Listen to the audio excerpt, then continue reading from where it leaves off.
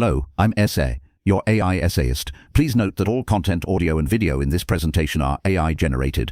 As AI can sometimes produce inaccuracies, I encourage you to verify any factual information presented. With that in mind, let's begin. The intellectual history of industrial statistics contains certain documents that function as fulcrums, shifting the weight of contemporary thought and establishing a new centre of gravity for future inquiry. The 1958 Technical Report No. 7 from the Statistical Techniques Research Group at Princeton University, titled Statistical Control, by means of sequential samples and authored by George Edward Pelham and Kenneth Brownlee, represents precisely such a work. While rooted in the established field of quality control, its contribution was to introduce a fundamentally different grammar for discussing and managing process variation. The report proposed a rigorous mathematical framework for active process adjustment, a paradigm drawn from the world of control engineering and infused with the inferential power of sequential analysis. This essay will undertake a profound and systematic evaluation of the internal claims, arguments, and specific mechanisms presented within this seminal 1958 document. The analysis will proceed section by section, examining the coherence of its logic, the validity of its mathematical formulations, and the practical implications of its proposed methodology, thereby revealing the intricate architecture of a truly transformative piece of statistical literature. Section 1. The conceptual reframing of statistical control. The introductory sections of Box and Brownlee's report establish the intellectual territory they intend to cultivate. The central claim presented is that a large class of industrial processes, particularly in the chemical industries, exhibits a type of behavior for which existing statistical control methods are ill-suited. They articulate a vision of processes subject to inherent, persistent, and often autocorrelated drift. This conceptualization of process dynamics is the foundational premise upon which their entire argument rests. The evaluation of this claim reveals a keen observational acuity. They posit that for such systems, the goal of maintaining a state of statistical control, as defined by the Shewhart tradition of detecting and eliminating assignable causes, is insufficient. Instead, they propose a new objective continuous compensation for these inherent disturbances to keep the process output as close as possible to a desired target value. Their argument proceeds by characterizing the problem as one of feedback control. This appropriation of engineering language is a deliberate and significant choice. It refrains the operator from a passive monitor waiting for an alarm into an active agent in a feedback loop. The work claims that economic efficiency in these contexts demands systematic adjustment. The evidence for this is largely conceptual, based on an appeal to the known behavior of physical systems. The logic is compelling because it aligns statistical thinking with the physical reality of continuous manufacturing, where inputs like catalyst activity or ambient temperature fluctuate in a predictable, serially correlated manner. The report's initial claims therefore furnish a powerful new problem, definition, creating the specific conceptual space that their sequential adjustment scheme is designed to. Section 2. The stochastic model for process disturbance. Following the problem's redefinition, the authors introduce a specific mathematical representation for the process disturbances they seek to control. They claim that the behavior of a drifting process can be effectively modeled by a particular type of stochastic process. The report proposes that the deviation from a target value can be described by what would later be recognized as a non-stationary time series model, specifically an integrated moving average model of order 1, often abbreviated as an IMA011 process. In its explicit spoken form, the model states that the change in the error at a given time is a linear combination of the current random shock and a fraction of the previous random shock. The evaluation of this claim hinges on its blend of parsimony and applicability. By selecting this model, Box and Brownlee assert that a great deal of complex industrial drift can be captured by a structure with very few parameters.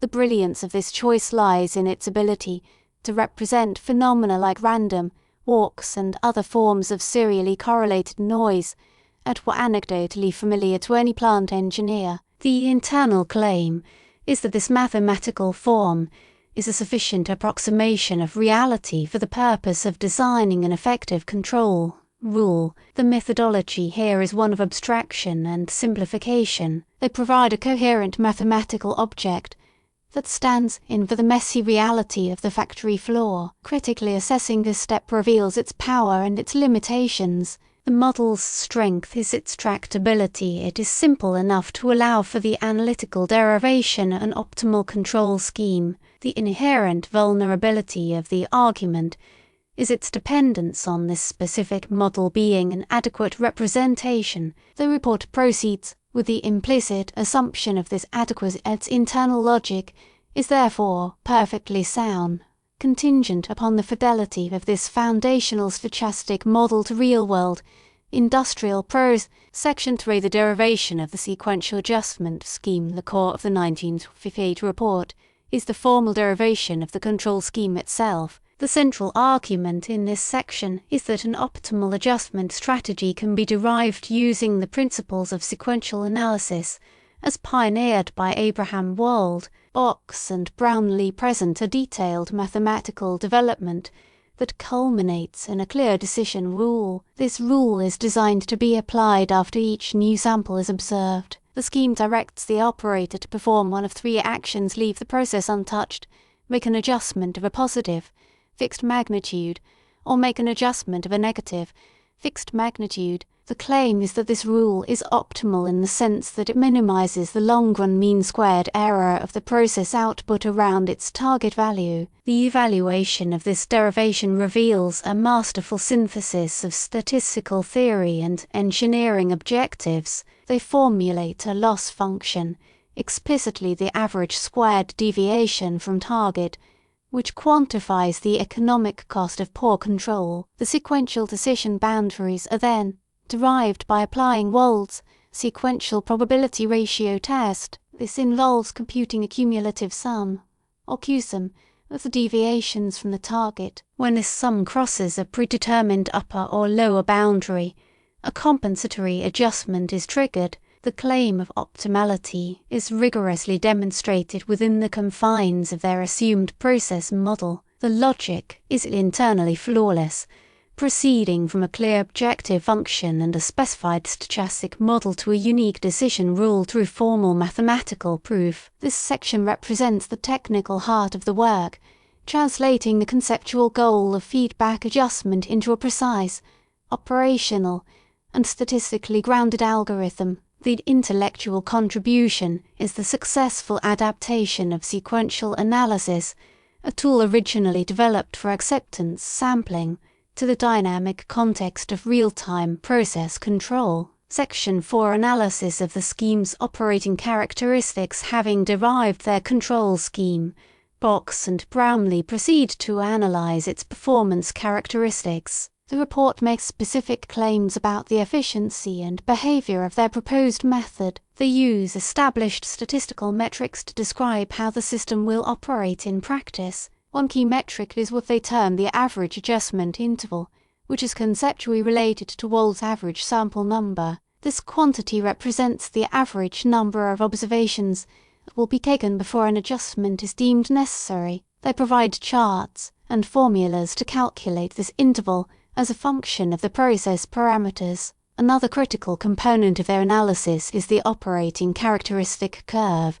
which in this context describes the distribution of the controlled output. The claim is that their scheme will result in an output variable that has a specific, calculable variance around the target. This allows a user to understand the degree of control they can expect to achieve. Evaluating these claims requires an appreciation for their practical importance. The report provides the necessary tools for an engineer to design a control scheme with predictable properties. For instance, it can determine the decision boundaries needed to ensure that adjustments are, on average, made once per shift, or that the standard deviation of the product characteristic is maintained below a certain threshold. The evidence for these claims is presented through a combination of analytical derivation and numerical tabulation, demonstrating a deep commitment to practical utility. the internal coherence of the argument is strong. The performance metrics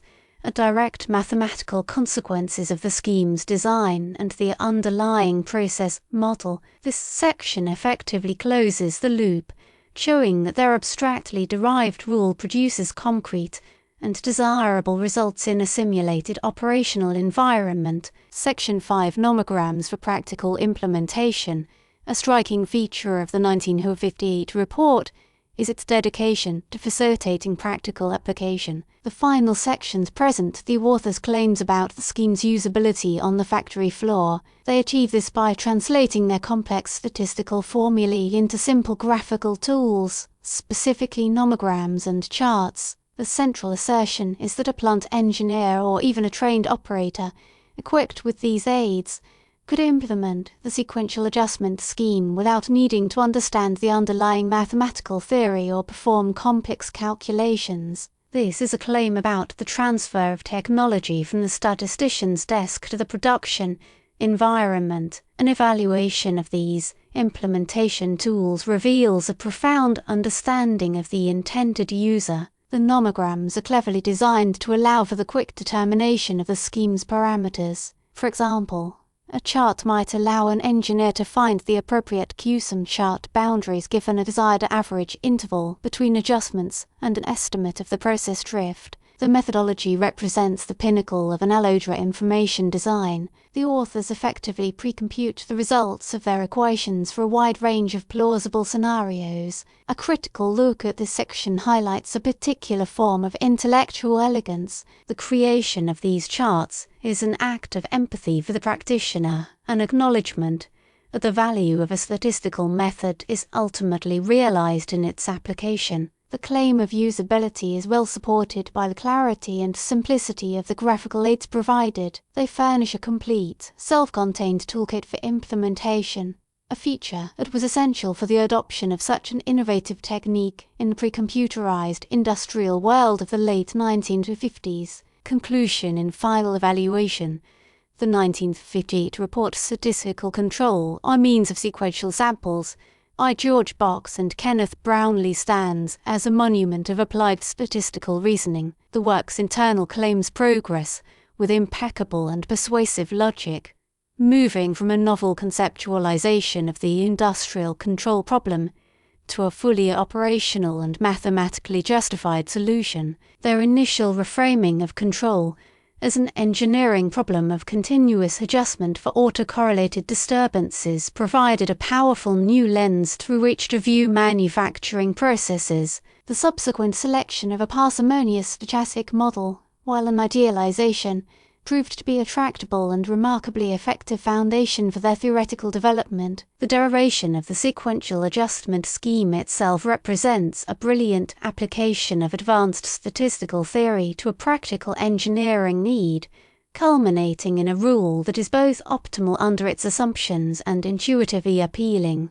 Furthermore, a rigorous analysis of the scheme's operating characteristics and their development of simple nomograms for implementation demonstrated a profound commitment to practical utility. The report as a whole succeeded in its ambition to provide a coherent, comprehensive, and accessible framework for feedback control. Its enduring significance rests on the successful translation of concepts from control engineering and sequential analysis into the statistical toolkit, thereby laying the foundational principles for what would evolve into the field of statistical process control and its integration with engineering process control, forever expanding the ambition and capability of industrial quality improvement. We really appreciate you tuning into this AI-powered presentation. Our goal is to push the boundaries of AI in content creation, and your input is invaluable. If there's a particular subject you'd like to see us tackle next, or if you have suggestions on how we could fine-tune our AI's creative prompts, please don't hesitate to leave your ideas in the comments section. We're excited to bring you more unique content very soon.